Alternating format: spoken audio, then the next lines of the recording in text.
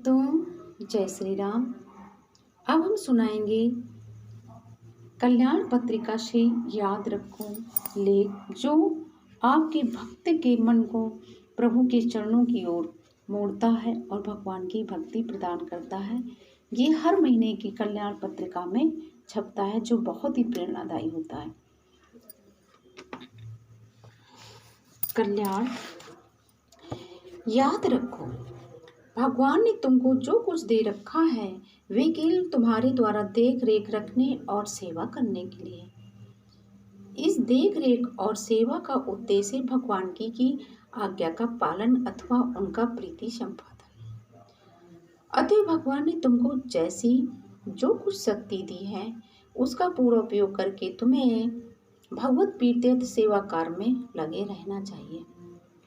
पर यदि वे तुमसे अपनी दी हुई शक्ति को वापस ले लें और तुम्हारे द्वारा उन वस्तुओं की देख रेख और सेवा संभव ही न हो, तो तुम न तो उसके लिए चिंता करो, न घबराओ, न रो और न कुछ उनसे मांगो ही। तुम तो बस उनकी चीजें मन ही मन उन्हें लौटा दो। वे चीजें तुम्हारी तो पहले भी नहीं थी, सेवा के लिए तुम्हारे सुपुर्द थी, इतना ही तुम्हारा दायित्व था। पर जब तुम में सेवा की शक्ति ही नहीं, तो फिर तुम पर दायित्व कैसा? ऐसी अवस्था में तुम ये निश्चय समझो कि उनकी देख रेख और लालन पोषण का सारा भार प्रभु ने स्वयं ले लिया, तुमको उस कार्यभार से मुक्त कर दिया। यदि तुमने ऐसा समझ लिया तो तुम निश्चिंत हो गए। अब वो प्रभु तुम्हारे लिए दूसरा कोई काम दे तो ठीक है, नहीं तो तुम निश्चिंत चित्त से उनका चिंतन करो और कृतार्थ हो जाओ।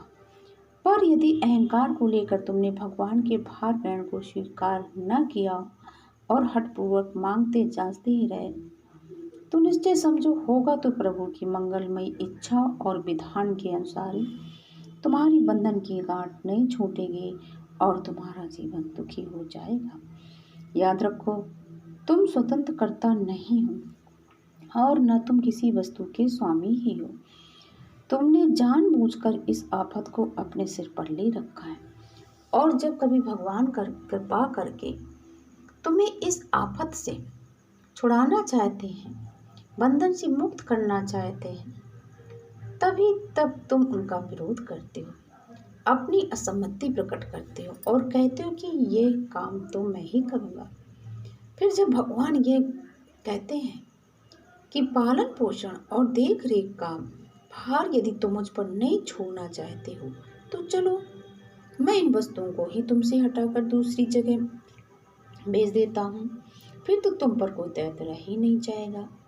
तब भी तुम रोने लगते हो और भगवान की वस्तुओं को अपनी बताकर भगवान पर दोषारोपण करने लगते हो कि प्रभु जबरदस्ती मेरी वस्तु छीन रहे हैं, मेरे परिवार परिजन घर द्वार मान कीर्ति आदि को लूटकर मुझे राय का भिखारी बना रहे हैं, बड़ा अन्याय कर रहे हैं।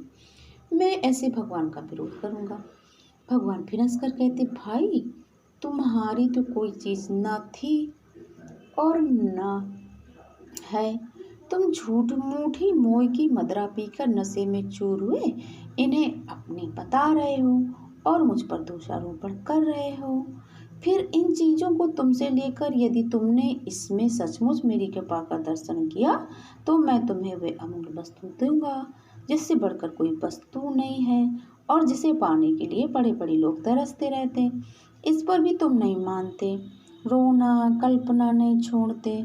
तब भगवान तुम्हारे मोह का नशा उतारने के लिए दूसरा उपाय करते हैं।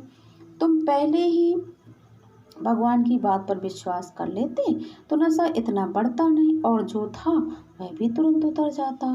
पर कोई बात नहीं, अब भी तो भगवान के मंगलमय विधान पर विश्वास करो और परम कल्याण रूप प्रभु की कृपा के दर्शन कर कृतार्थ हो जाओ। भक्तों, ये कल्याण के प्रथम पृष्ठ में सबसे पहला ही लेख होता है विषय सूची के बाद। भक्तों, ये बहुत ही प्रेरणादायी होता है और इसको पढ़ने से हमारे मन में शांति आती है और जीवन की सत्यता का पता चलता है। बोलिए जय श्री राम।